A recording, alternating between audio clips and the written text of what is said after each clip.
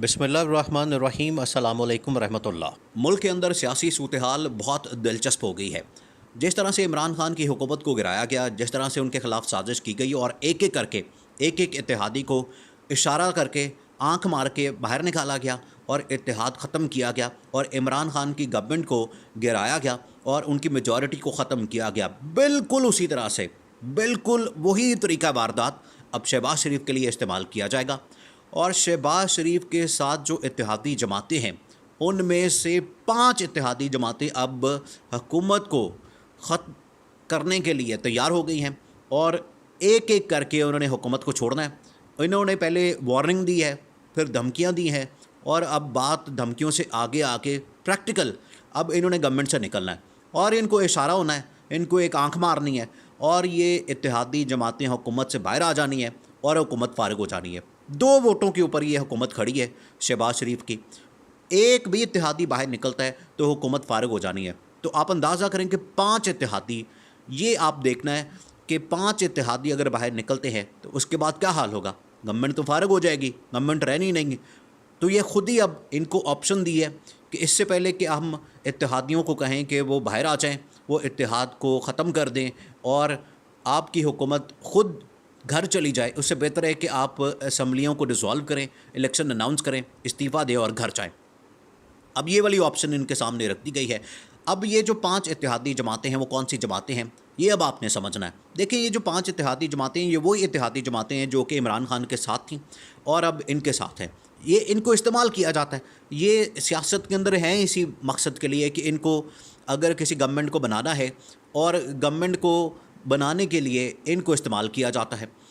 Government को बनाने के लिए जब भी कोई गवर्नमेंट इलेक्शन आते हैं तो गवर्नमेंट के लिए जो सीटें चाहिए होती हैं, जो वोट चाहिए होते हैं, ये छोटी जमातें उनको आके वोट अपने देती हैं और फिर उसके बाद गवर्नमेंट बनती है। ये 3-4 जमातें ऐसी हैं जिसमें से एएनपी हो गई, एमक्यूएम हो गई, बीएपी हो गई। और बीएपी के बारे में ये अक्सर लोग यहाँ पर बातें करते हैं, शेख रशीद तो खुलकर कहते हैं कि ये जो बीएपी बाप का जो बाप है, ये सबको पता है और ये किसके इशारे पे चलते हैं ये सबको पता है। ये आपको भी पता है कि ये किसके इशारे पे चलते हैं।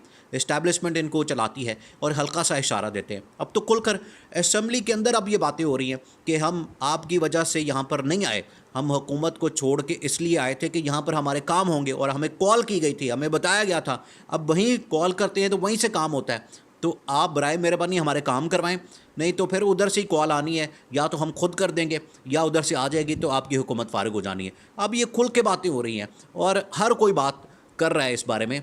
और अब ये 5 इत्तेहादी जमातें हुकूमत से बाहर निकलेंगी। इसमें एमक्यूएम है, इसमें एएनपी है, इसमें बीएनपी है, इसमें बीएपी है। बीएनपी और बीएपी जो बलूचिस्तान से पार्टियाँ हैं, एएनपी जो खैबर पख्तूनख्वा से है और एमक्यूएम का आपको पता ही है, और उसके बाद काफ लीग। ये 5 इत्तेहादी जमातें निकलनी है और हुकूमत का धड़न तख्ता हो जाना है, हुकूमत फारिग हो जानी है। ये चंद दिनों की अब मेहमान है और इन इत्तेहादी जमातों को देखिए, इनके साथ जो कमिटमेंट्स की गई, एक तो उनको पूरा नहीं किया जा रहा। आसिफ अली जरदारी इसमें ज़ामिन बने, आसिफ अली जरदारी इसमें गारंटर बने और आसिफ अली जरदारी ने यह पूरा फार्मूला सामने रखा और कहा कि इत्तेहादी जमातों को मनाने के लिए मैं आगे आऊँगा, मैं इनसे बात करूँगा। और सारा उन्होंने ख़ुद डील किया, सारी उनके साथ खुद जो डीलें थी वो की, इनके जो डॉलर्स थे वो चलाए और उनको पैसे दिए और इसके अलावा जो वजारतें और दूसरी चीज़ों की बंदरबांट खुद की। अब वो मज़ीद चीज़ें मांग रहे हैं, अब वो मज़ीद वजारतें मांग रहे हैं, मज़ीद पैसे मांग रहे हैं, मज़ीद डॉलर्स मांग रहे हैं। अब हुकूमत के पास इतना पैसा है नहीं, इसी वजह से वो अब बाहर निकल रहे हैं और इन्होंने धमकियां देना शुरू कर दी हैं जो कि आहिस्ता आहिस्ता बाहर निकलेंगी और हुकूमत ख़त्म हो जानी है। अब ये लास्ट स्टेज है, अब ये बिल्कुल आखिरी सांसों के ऊपर है हुकूमत, क्योंकि इत्तेहादियों का इनका कोई भरोसा नहीं है। और इमरान खान के ख़िलाफ़ जो इस्तेमाल किया गया था तरीक़ा वारदात, बिल्कुल वही तरीका इनके ख़िलाफ़ भी इस्तेमाल किया जाएगा और इनको फ़ारिग कर दिया जाएगा। अब इसी वजह से जो हवा चल रही है उसमें ये जमातें, इनको समझ आ गई है कि अब पीटीआई की तरफ हमने जाना है और पीटीआई से इन्होंने राब्ते शुरू कर दिए हैं। इमरान खान से इन पार्टियों ने, देखें ये राब्ते करने का मकसद क्या है।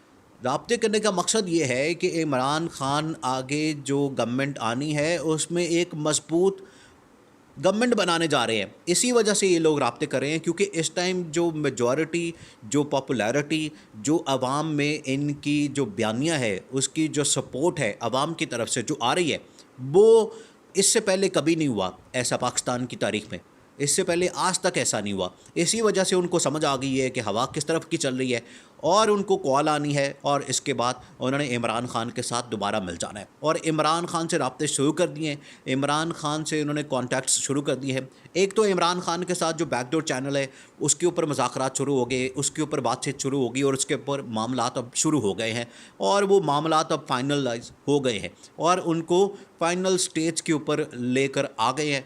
उसके बाद गवर्नमेंट ने अपने आप को ख़ुद या तो रिज़ाइन करना है, असम्बलियों को डिज़ोल्व करना है और उसके बाद इलेक्शन की डेट अनाउंस करनी है। अगर ऐसा नहीं किया गया तो इत्तेहादियों को कहा जाएगा कि आप एक एक करके बाहर निकलें ताकि ये गवर्नमेंट खुद ही फारिग हो जाए, इसका धड़न तख्ता हो जाए और ये घर चली जाए।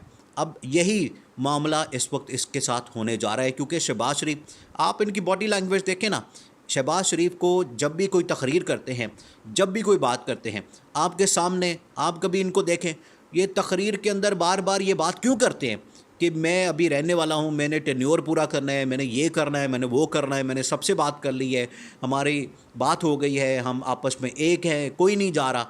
ये क्यों करते हैं? इनको खौफ है, इनको डर है और इसी बात का डर है कि ये अब जाने वाले हैं और ये अपने आप को एक ऐसा तासुर देने की कोशिश करते हैं कि हम कहीं नहीं जा रहे, हम इधर ही हैं, हम अगले 1.5 साल के लिए इधर ही हैं, क्योंकि उससे थोड़ा सा जो मुआशी सूरत हाल है उसको भी कंट्रोल करना होता है। ये भी एक स्ट्रैटेजी है, ये भी एक प्लान है, क्योंकि जो आपकी मैशत है वो पहले ही इतनी ख़तरनाक सूरत हाल इस वक्त हो चुकी है। मुआशी सूरत हाल, स्टॉक मार्केट आप बिल्कुल क्रैश कर जाती है, आए दिन 2 दिन नहीं होते स्टॉक मार्केट क्रैश कर जाती है। डॉलर इतना ऊपर चला गया है, आपके अंदर मुल्क में जो महंगाई है वो इतनी ज़्यादा हो गई है, पेट्रोल इतना महंगा हो गया है और हर चीज़ की कीमतें, बिजली की लोड शेडिंग अब इतनी ज़्यादा हो गई है, अवाम तंग आ गई है, अवाम इनको गालियाँ दे रही है और ये जलील हो रहे हैं।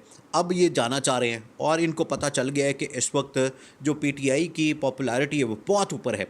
जितने सर्वे आ रहे हैं, जितनी इस वक्त रिपोर्ट्स आ रही हैं वो इमरान खान को सपोर्ट कर रही हैं और उनके हक़ में है। इस वक्त 60 to 65% जो सपोर्ट है वो इमरान खान की। इसका मतलब ये है कि 14 से 15 करोड़ की आबादी पाकिस्तान की वो इस वक्त इमरान खान के साथ है और इसी वजह से इमरान खान को पैगाम दिया गया, मैसेज दिया गया कि आप एक ऑप्शन है, आपको दोबारा इस्तेमाल किया जा सकता है, आपको लाया जा सकता है, आपको आजमाया जा सकता है और आपको दोबारा पावर दी जा सकती है। और जिस तरह से पहले हालात थे, अब इनको हटाने का मकसद क्या था? देखिए, इनको जो इंटरनेशनल ताकतें हैं वो हटाना चाहती थी, वो अब इनके ख़िलाफ़ हो गई हैं।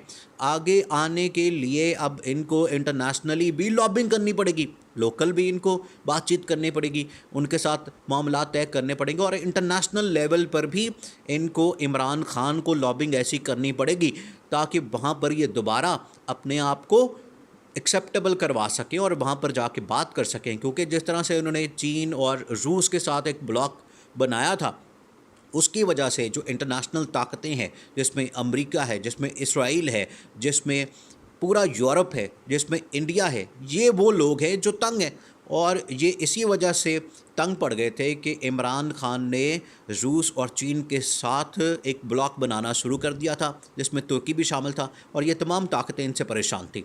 लेकिन अब सूरत हाल जो आगे आएगी उससे इमरान खान की जो पॉपुलैरिटी ऊपर गई है उसमें ज़रूर इनको बात करनी पड़ेगी और इंटरनेशनल प्लेयर्स को ज़रूर इनसे बात करनी पड़ेगी, क्योंकि अब इसके अलावा कोई चारा नहीं है।